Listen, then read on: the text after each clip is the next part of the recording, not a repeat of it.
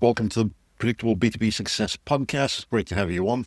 Hailey, you are the marketing director at Event Cadence, which is a event management platform that helps companies efficiently plan and manage in-person, virtual, as well as hybrid events. Your clients tend to range from pretty much the entire gamut, everything from small nonprofits to Fortune 500 giants, including the likes of Merck Pharmaceuticals, MIT, Sony, Intel, etc. The company itself has been bootstrapped and quickly reached revenues in excess of 10 million in the first decade, curating medical congresses, company summits, conferences, university events, and others. You've won quite a few awards off late, just to name a few. 2021 People's Voice winner at the Webby Awards and gold at the Eventex Awards in 2022. You joined the company back in 2020 as an entry-level professional and have quickly risen through the ranks to marketing director. But your background, quite interestingly, is in journalism, broadcast journalism and French. So curious, you've been at this for about 4 years. I would assume, therefore, that you have a bit of an interest or passion for the event management space. And could you tell us why? Absolutely. First of all, thank you so much for having me and for giving that great intro and background. I'm just going to have you follow me around all the time if I could and just wrap it up in a nice bow for me. I loved that intro. So thank you for having me. I believe the question was, what was my interest in Uh, the event space and event yes, management? I would assume that having stayed with the company for about 4 years, you would certainly have a bit of an interest or perhaps even a passion. How has that come to be? Absolutely. I'm really passionate about events because we live in a world, and this sounds so cliche and maybe overdone, but we're all at home. We're behind our screens like the two of us are right now. And events are something that really bring people together. And there's something inexplicable that happens when you're in a space with many other people experiencing the same thing at the same time. There's this shared energy. Like I'll say, think about maybe your first concert or your favorite concert, or I don't know, a destination wedding or any of these events that we go to, Mhm. conferences, things throughout our lifetime. Events really just bring something different to the table. And one of our missions at Event Cadence is bringing people together Hmm. for this reason. So when I found myself falling backwards into the event space, I fell in love completely from the jump. And that's why I've stayed here the last. From a business point of view, though, would you say that given the not just what the platform does, but what the platform enables, has also been a bit of a point of interest?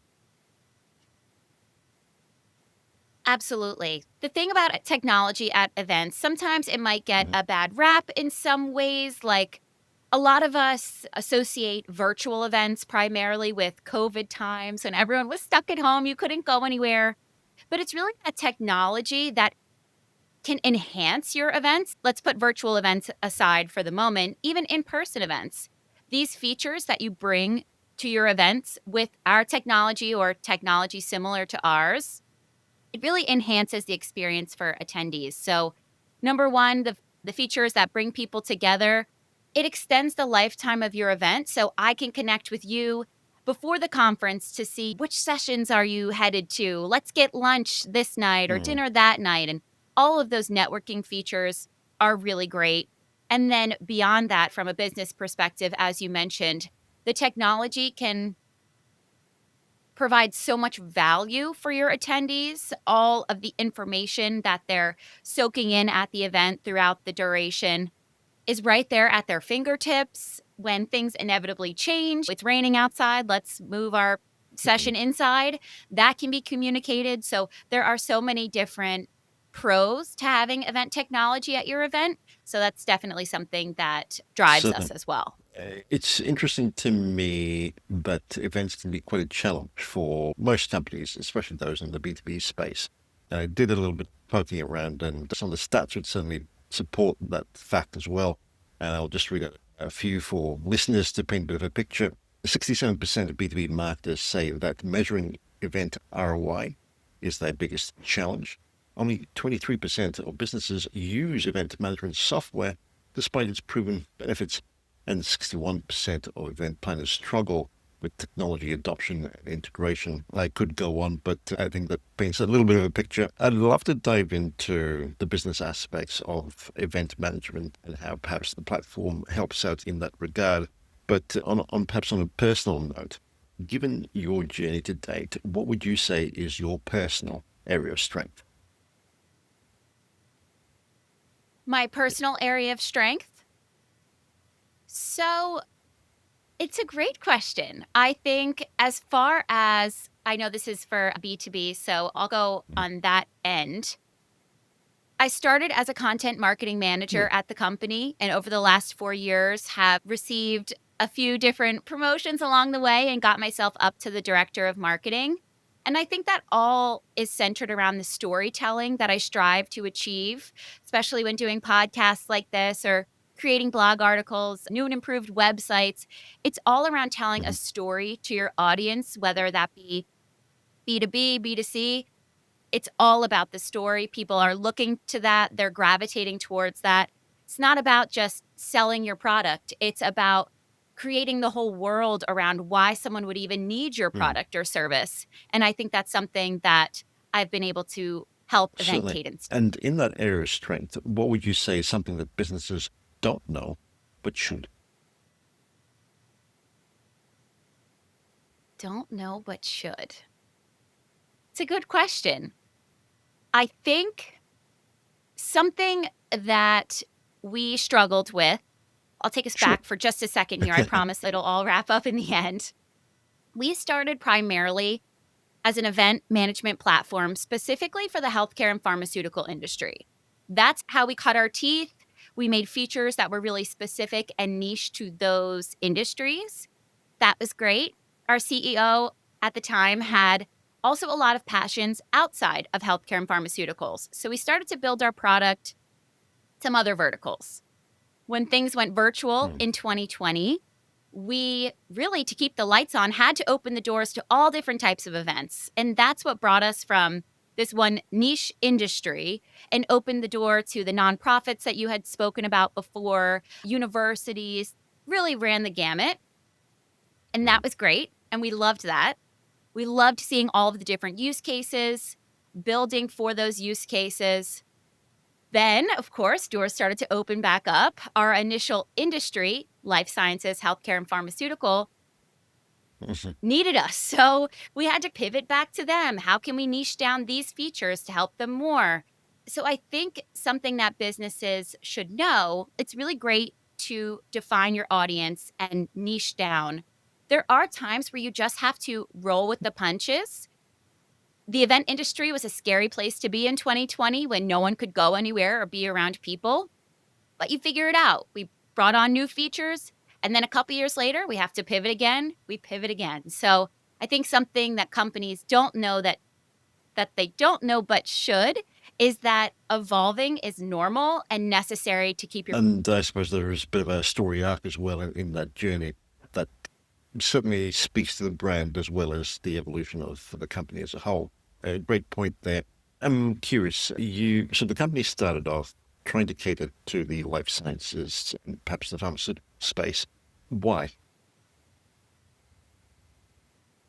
It's a good question. That will take us back to the very dawn Right. of Cadence, where it all began. So, the initial co founders actually had worked at a different company at the time that was somewhat related, that they were well connected with the life sciences industry already. It wasn't necessarily an event management platform as we see it today, but there was one arm of the company that was dedicated to creating solutions for one of their big accounts at the time. As things happen, as businesses grow and have pain points, it ended up that business had to Hmm. close. And at that time, that team that was working on these really niche solutions for this account said, you know what, we can do this on our own. That's what dawned Hmm. Event Cadence. So the four co founders then started anew, pretty much, took some of the ideas that they had from before, from their long 20 plus career durations in that industry, brought it over here, and then opened up the door even wider because once we had that software built, we said, oh, there are so many other use cases that this can be used for. And now that we have these features, let's get the word out. So it wasn't planned, I guess you could say. It just happened naturally. But what's really interesting about the life sciences space and healthcare and pharmaceuticals in general, there's a whole different world out there. And I'm not going to bore your audience because maybe that's just one small portion, but every industry, you know it, every industry has their own terminology, has their own use cases. We just saw a great opportunity there to grow. So that's why we've doubled down on. It raises, in my mind, a couple of questions. One being, I can understand there are particular use cases for a niche. One of the things I often hear about, and perhaps run into, having done a couple of events on a much smaller scale myself, is that with the idea of an event, it sounds like a great idea, but there's a very little clarity in terms of being able to achieve business outcomes, other than, of course, bringing people together and networking and all those things.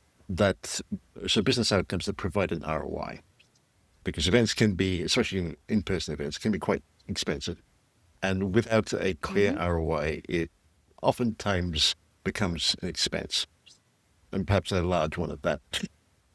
I don't know if that's something that you encounter on a regular basis or have had to walk people through, and if so, could you tell us how you help them navigate that journey? Absolutely. So the first question you need to have for yourself, or ask yourself rather, when you're having an event is, what is the purpose? That's exactly what you just outlaid, because sometimes for internal company events, we work with some large Fortune 500 companies. Really, the point is just to get their teammates together. Everyone's virtual these days, so get their teammates together, give them the information that they need. And that's the purpose, right? In that way, you're going to have different goals than these pharmaceutical companies that have to hit metrics because they're meeting with different doctors and professors to get the latest research in oncology. So we run the gamut to all different types of events, and they're all a little bit different. But what I will say, measuring ROI is extremely important. Of course, no one's trying to waste anyone's time or money, especially if you have people traveling from far away. So what's really good about event technology is you're able to really quantify your events in a way that you can't without it. So let me give an example. Let's go with, we've talked about healthcare and pharmaceuticals, so I'll do a quick one there and a quick one on another side. The life sciences events, like I said, the companies are trying to meet with doctors, professors, patients, people in the field. They rent these conference halls. Maybe they'll rent 10, 20 rooms as a large trade show floor. Anyone that does trade shows maybe knows this kind of setup. They're expensive. I don't know the last time you held an event, but even just one of those rooms, they spend hundreds of thousands to millions of dollars on these rooms. So if at the end of the conference, or halfway through even, you're seeing on our platform that only half of the rooms were booked, and maybe there's only 5% of your meetings on the last day, you have this data that you're then able to use to inform your decisions for the next event or the next year. We don't need 10 rooms, we need 5. So that's on one side. Another side, as far as ROI, you can see who attended sessions, what materials did they access. This is more for those learning events, maybe company kickoff, POA, sales meetings, things along these lines. You're able to see who has interacted with all of the different materials. You can send out surveys to them. Did you understand what happened in this session? Checkpoints, things along these lines. So there's a lot that technology can do to help you prove that ROI, because you're absolutely right. The last thing you want to do is spend however much money and just float away, or it was burned in 1 day or 3 days. That's exactly what we're setting out to achieve. And I think our features, hopefully I explained that well, but we definitely try to prove that ROI for ours. Okay. So I can understand how there is greater clarity about ROI for a company that's hosting an event. Perhaps this The next question is perhaps something that you may not have considered, but I'd be curious. Those who are attending an event, let's take a life science conference. I would assume that people perhaps traveling either nationally or internationally, there is an expense there, plus attending the event. And let's assume they're not doing a keynote or segment at the event or speaking segment at the event. Again, there is a cost with accommodation and attendance, etc. How would you help people justify the expense, if that's a consideration at all? It's a really good question, and maybe one that I don't know if so much we've dived? Afternoon here, You're Friday. right. Sorry, it's December, the holidays. I don't know how much we've gone down that road of individual Right. ROI. We really like to look at things from a larger point of Okay. view, from the whole Mhm. company perspective, because obviously the more metrics Sure. you have as a company, the easier it is to find patterns, to see different things that you might have not seen if you're on that Mhm. microscopic level. But it is a great point.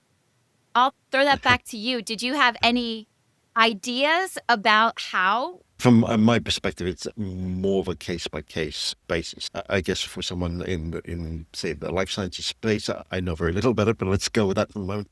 There may be a particular ROI in terms of meeting with certain individuals who might be at an event because there may be research grants and research opportunities, etc. That could be finessed. The idea is introduced at the very least. That is a potential ROI there. If it's someone from a sales perspective, going there, gaining some visibility allows for introductions. That line of thinking, I guess, gets me to my next question, which is, do you have a feature which allows for networking amongst attendees? Absolutely. And those are great points that you mentioned.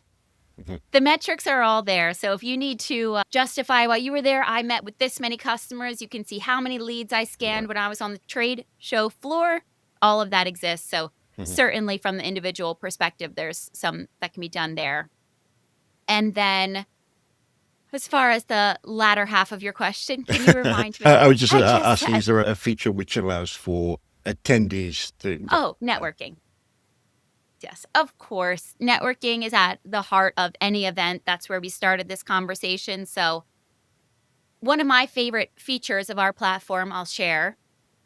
There are many great Mhm. platforms out there, but one of our favorite features is the recommended connections feature. So, you can see, or when you're onboarded into the platform, rather, I can tag my profile with all the things that I'm interested in. Maybe cold showers or cold plunges, dad jokes, running, trying new restaurants. All of these are tagged to my profile. You'll do the same when you're onboarded, Mhm. as will everyone else. And then I can see that maybe I'm recommended to connect to John Smith based on the fact that we both love trying new restaurants Mhm. and running. Now I'm able to message with him inside of the platform. We're able to post on the live feed to show the new restaurant we tried in Chicago that weekend. It's a really fun feature to get that conversation going before the event even starts, during the event, of course, and even after the event has Okay, great. concluded. You've got some great features that you just described. I would assume that perhaps the difficulty for most event planners, event managers, and organizations is to pivot away from what has traditionally been more of a Excel and Outlook driven industry. Would that be a fair statement? Absolutely.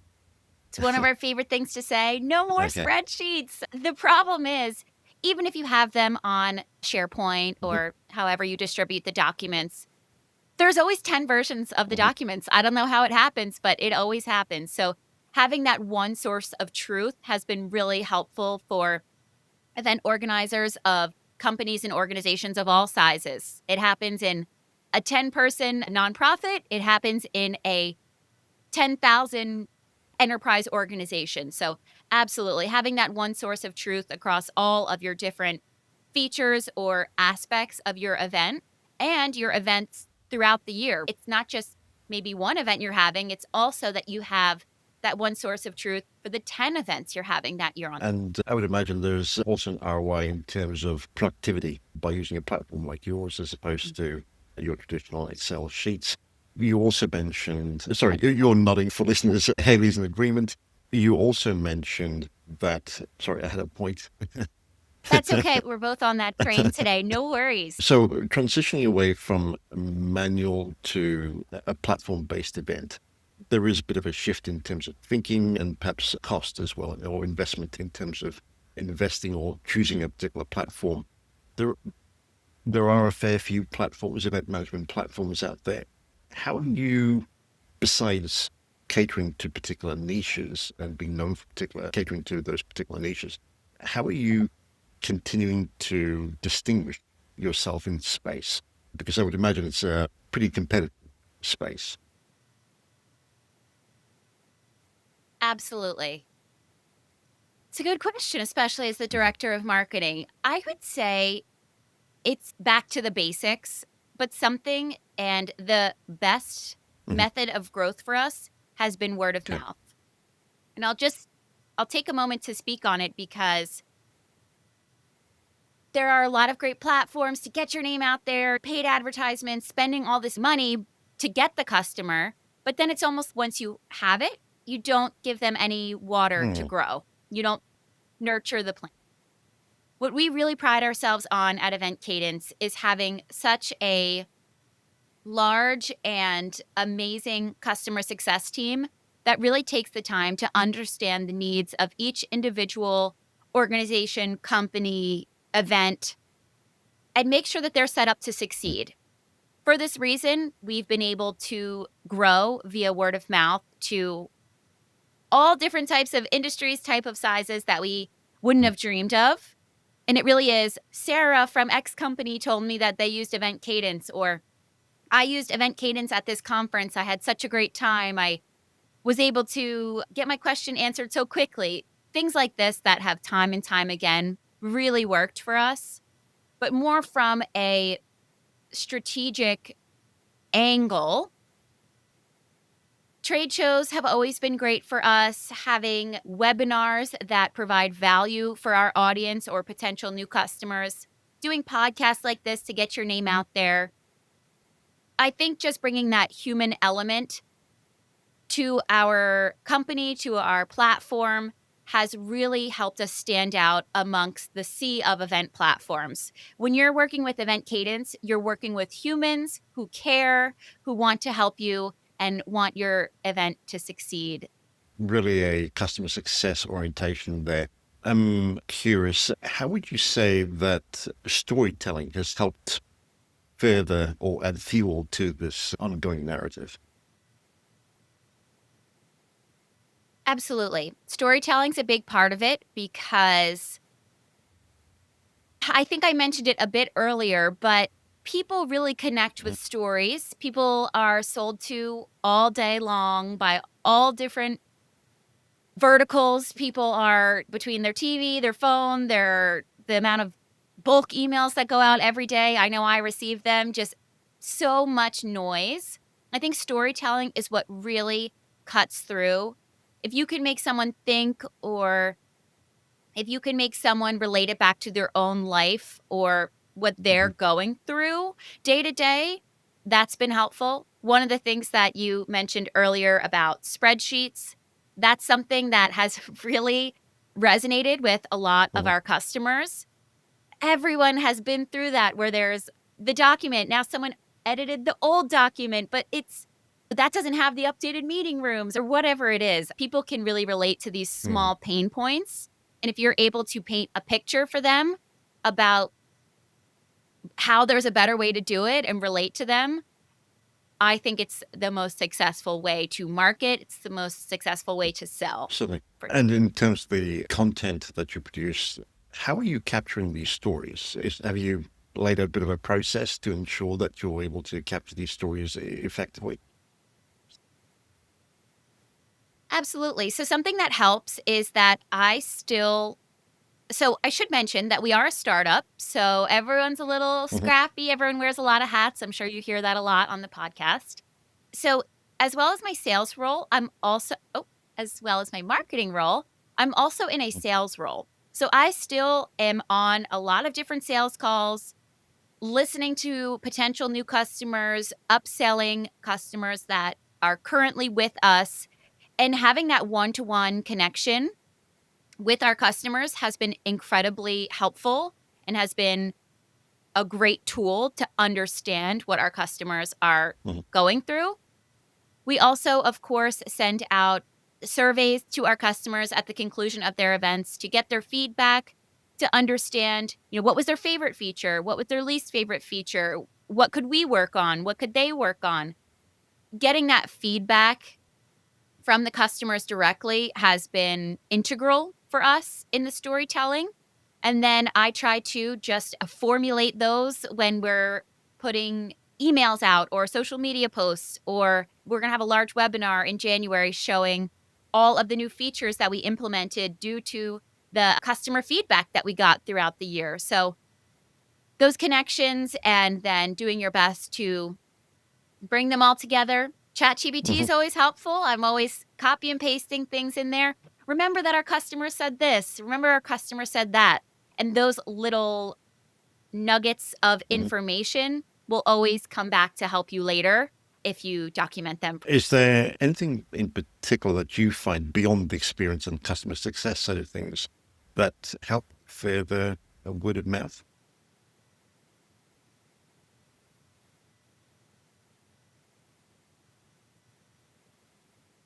Always staying top of mind is helpful.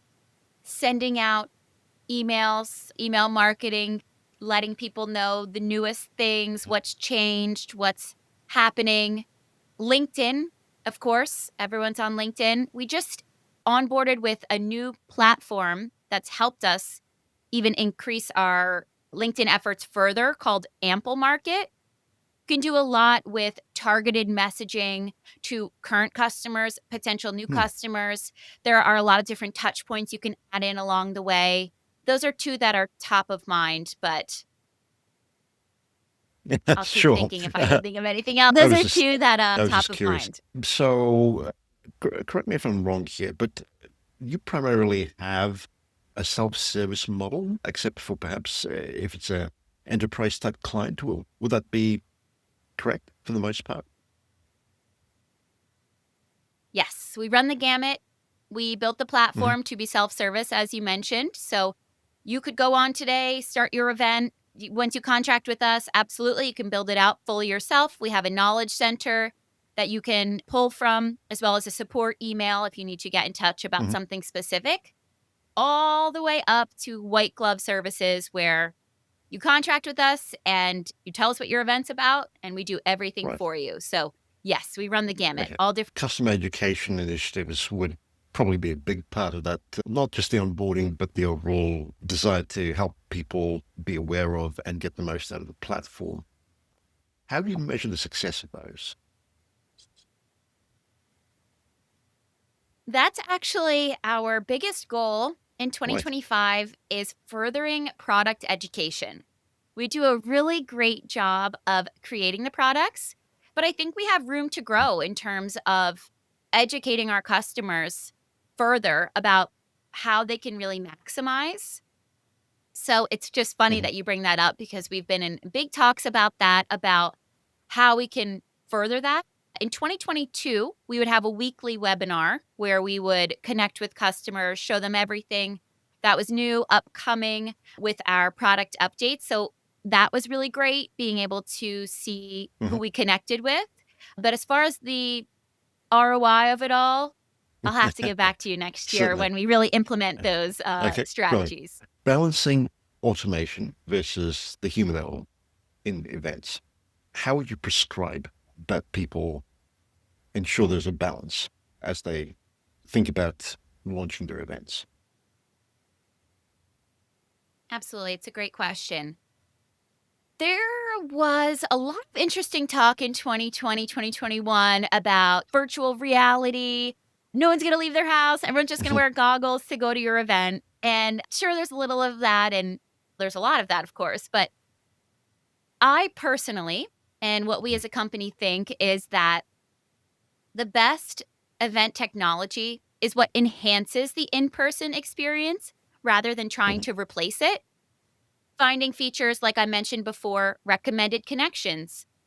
This is bringing a new level to your in-person event that, sure, you can chat with someone in the coffee line. Maybe you would both find out that you like running, but giving that extra layer, that added layer to your attendees is what the technology Mhm. should do best and does best. And it just simplifying for your attendees too, right? Everything has an app these days. Let them be able to access their maps from their phone. I'm in session A in conference room B at this time. Okay, easy enough. Get me there. Click on the map. They know where to go quite simply. Things change all the time. The event organizers can send a Mhm. notification. So, things that enhance the in person experience, I think, are what should be used. And depending on your type of event, that might look a little bit different. But I think always fall back on that. Is this taking away from the event experience? It shouldn't be. It should Mhm. be enhanced. On a different note, how do you pick out behaviors that would suggest the customer is ready to move from perhaps your basic level of services to perhaps a more premium service? It's really a case by case basis. Certainly, attendee count is something that will raise a flag for us. Maybe if the first year it was 50 and the next year it's Mm. 500, I'm sure their needs have changed. So that's always something that will flag us, attendee size. And then also the nature Mhm. of the event. Some events are pretty simple. I've talked about some more complex features today. Some events just need a schedule, a networking feature so people can message with one another, and maybe Mm. some resources, Okay. right? If that's your event, super simple. I think you could implement that by yourself. You probably don't need a lot of help from us. When you start to get into those more complex features or larger events that require sponsorship booths and lead scanning and room utilization, things along those lines, that also tells us, okay, maybe we can move you up into another bucket. So it's really a case by case Right. basis, but there are some Mhm. warnings. You run something called the Cadence Collective virtual event. Will it be correct? Yes, we've only had one, Right. so I don't know if it's a present tense. There's always room for Certainly. another, but we did have an event in Okay. 2021. What was the thinking or the strategy behind it? Sure. So that event was specifically for event Mhm. managers, event producers at companies and organizations of all shapes and sizes. We wanted to bring them together so they could learn from one another. We had speakers from different partners, some of the companies that we work with. I believe we had over 15 speakers, 4 breakout rooms. So a lot of different sessions going on, but all around understanding the current state of the event industry, sharing pain points that event managers and organizers often go through, and then giving them solutions about how we can make it a little bit better. It was a really great event. I would love to bring it back. Maybe 2020. We've talked about or touched upon content being a key part of the overall growth perspective of the company. Sorry. Original content and entertainment, I'm assuming, helps drive engagement. What's your perspective on that, given you are managing content and probably still have a good handle on it? Absolutely. Original content, engagement, that's everything, right? We, like I said before, are inundated with a lot of different information Mhm. throughout the day. So, how can you really snag someone's attention from the beginning? And I do think it has to do with Mhm. engaging content. I feel like I'm a broken record today with storytelling, but it does start Mhm. with that, getting their attention and then telling them a story that they want to be a part of, that they're interested in listening to. Something we did for the Cadence Collective, while it was a place for people to connect with one another and learn, of course, we also had a different number of sessions added in to Mhm. re-energize. So for example, we had to start the event to kick off, we had a custom animation made that showed 2 individuals at an event and how they were brought together by our event platform. It was a really cute story. and a really great animation just to set the Mhm. tone for the day about what we were going for and the power of events. We also had a virtual magician, which was pretty cool. Always adding things in to excite your audience is certainly important. And from the content side, if you're managing Hmm. your own content, just think about what would draw my attention. It's not Yeah. a sales pitch, right? It's something else. Really So, work.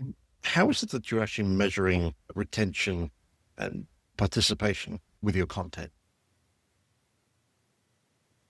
Yes. So we use HubSpot to manage all of our social media content blog. So they have a lot of great features built in to help us measure which content Mhm. is doing well. For example, in their blog section, you can see how many views you've had, what keywords people search to find that blog, what blogs are continuing to outperform others, and then doubling down on that topic. So we had a blog about like conversation starters at events, something like that. That's continued to be our best blog to date since it was, I think, written in 2020 or 2021. So then repurposing that in social media posts, writing a different version of that blog post for the new year, which we are Mhm. in the works of right now. So yeah, finding the right tool for your business and then doubling down when you see something. Does that thinking extend into the platform itself? And by that, I'm referring to an event with is essentially content. Are you able to track audience reaction, preferences, etc.? Absolutely. For virtual and hybrid events, you can see how many people are in your session, how many people interacted with the content, how many clicks you got on this or that. For in person events, we typically recommend pulse checks through Mm. live polling at the start, middle, end of every session. Send out a live poll. How did that session go? Of course, you have some more like brass tacks metrics around session check ins. If you have someone at the door checking Mhm. people in, you'll know who attended that way. But live polls have been extremely helpful for our audience. So people can put their voice out there and, like you said, see if they're engaging. If there were 150 people that checked into your session, but 10 people filled out the live polling survey, we know something's wrong. Mhm. We better adjust. Something's not going right with this content Certainly. during the Okay. session. And from a growth perspective for Event Cadence, over the past year, what would you say has been a key driver of that growth? Funny enough, we went to basics this year or this past year a little bit. Trade shows have been really Right. great. I think everything got put on the back burner with those few strange COVID years Mhm. that we all went through, but people are back out. People are traveling, people wanna meet new people and see what else is out there, so trade shows have been extremely popular for us this past year. I would say that was our biggest driver of new growth. Interesting. What has made it successful for you? Because trade shows can be quite crowded places, competitive as well in Yeah. terms of getting attention. What's made it work well for you? Yes, I think what has worked for us, one, finding trade shows that have a niche audience that you know that you have Mhm. the right solution for, that's number 1, but more of, tangible advice. Get a giveaway that really draws people Mm. attention. So we were at a trade show in March, and my CEO, he's, so fun, such a great guy. He was at, I think, the Ritz or some really nice hotel, and they had the best bathrobe there. So we went down to the concierge, and he said, "What's this bathrobe? I need to get them for my team." So he sent them for us as a Christmas gift last year. Everyone got these really comfy bathrobes with our Event Cadence logo right here. So it's a silly thing, but everyone deserves Mhm. relaxation, right? He ended up ordering another, I don't know, 100 or something like that.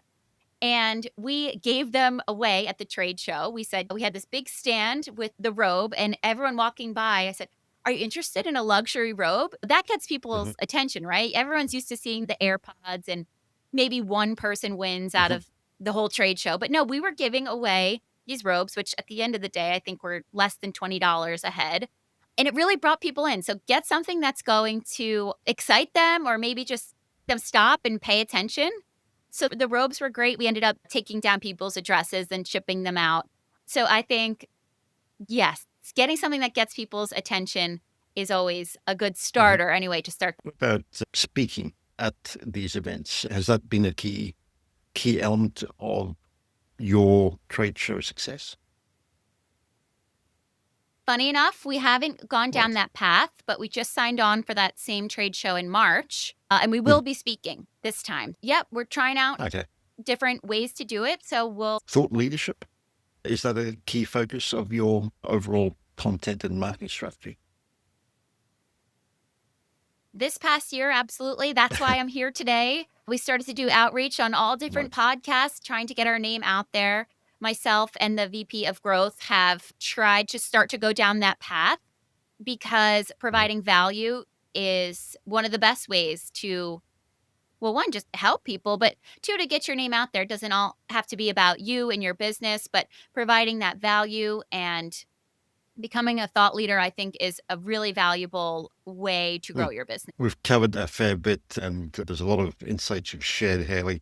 But with this idea of event management to drive ROI, especially from a B2B perspective, would you say that there are perhaps a couple of areas that you find doesn't get talked about very much?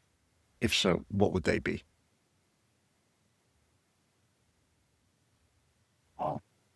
Areas that don't get spoken about much in terms of event ROI.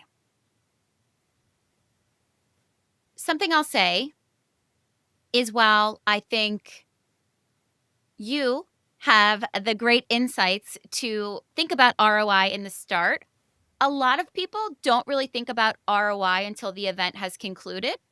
So maybe really taking the time to write down what you're trying to Hmm. achieve at this event and what metrics you want to follow, and how maybe you can get ahead of these metrics instead of scrambling when the event is over. Like, we need every Hmm. report now, and then it sits off to the side.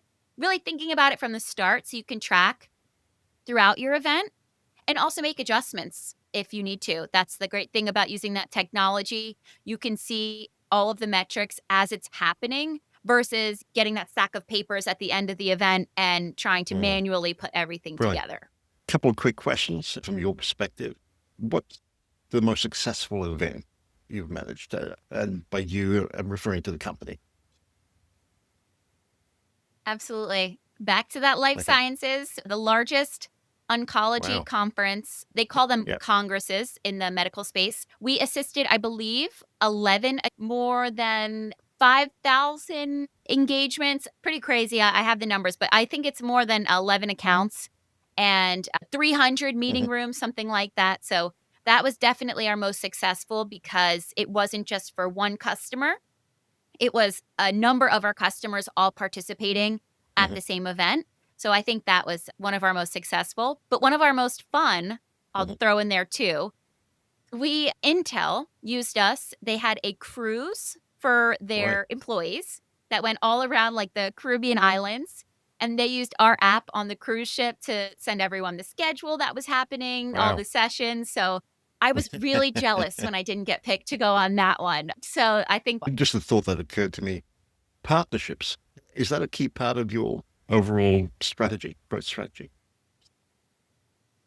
Absolutely, especially for B2B, a lot of and some of the larger enterprise organizations, a lot of them are locked into contracts with a lot of really great companies and partners out there.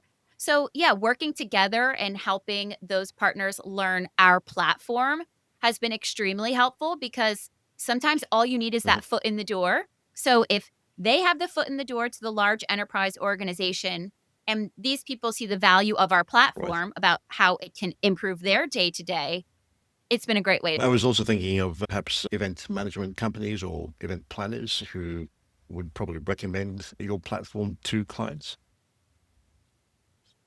Yes, we do a little bit Mhm. of that as well.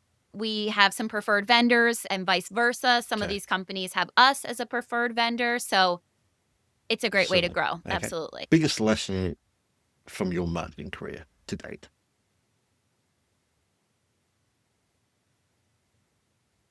Be Hmm. flexible. Platforms change every day. I'm not talking about my event management platform, but I'm talking about the ways in which we market. Be flexible and try to look down the road. While We don't do a whole lot with TikTok. It just doesn't really make sense for our business. Of course, this is such a great way to grow. So always keeping your eye out for that next way to maximize your efforts, the next thing down the pipeline, and then be flexible. Maybe something that worked last year isn't going Mhm. to work this year. That's okay. Figure it out, test it, see what you can do. And ultimately, if you just keep moving and keep trying, you're going. And one piece of marketing advice for aspiring startups. Piece of marketing advice. I'll piggyback Sure. on what I just said. If social media you found is helpful for your business, look to what people maybe 10 years, depending on your audience, 20 years younger than you are doing, where Mhm. they're spending their time, because ultimately that will be the Okay. future. So, for example, if you were paying attention, Musically was around for a very long time. That's what ended up becoming TikTok. If you were paying attention, the signs Hmm. were all there that it was going to be something. So always look to what the people younger than you are Hmm. into and try to incorporate that a little bit into your Yeah. strategy. And then you'll definitely be on the early Okay. adopter side. AI is another reason about this. If you're not using it, absolutely start. ChatGPT has, or any of the services that you choose to use, has really automated a lot of processes that might have taken Mhm. a long time. So be an early adopter. Don't wait to be at the end of the end group because it's going to be. And from your perspective and what you're hearing within the industry, how do you see AI playing more of a role in the event management space? So many different ways. AI in the event management space. There's a lot having to do with the ROI metrics that Okay. we were speaking Yeah. about earlier today. It really can identify patterns that maybe would take a human way longer to do. You're saying, I want the best maximization of these 10 meeting rooms. AI can do it like this. So there are many features that will be impacted by this. How exactly it's all going to materialize, we'll Mhm. just have to wait and see, but it's definitely. Yeah, I was thinking there would certainly be a use case to use AI more from a business intelligence or event review perspective. Once you've got the data, that would certainly be a handy use case, but I'm sure there's lots of others as well. To wrap things up, Hailey, if you were listening to this episode, what would you say would be your top takeaway? If I were listening to this episode, what would be the top takeaway? It's gotta be storytelling, right? That's all we talked about. Yes, Sure. storytelling. It's number 1 if you're looking for B2B marketing success. Learn how to tell your story, understand your customers, and you'll Okay. be good. And if listeners are curious, want to find out more or connect with you, where would you recommend they head to? Eventcadence.com is a great place to start. It'll show you a little bit of what we do in all Mhm. different industries. Every social media platform, Event Cadence, that's CADENCE. And I'm always in those DMs, so feel free to send one over, say hi. Would love to hear about your use case, your event needs, or just to chat. So, LinkedIn, is that your social media absolutely. platform of choice? Okay. So we'll include links to that in the show notes. Hailey, this has been brilliant. Thank you so much for doing this. Thanks for having me on the podcast. I had such a great time today. I Likewise. appreciate it. Thank you.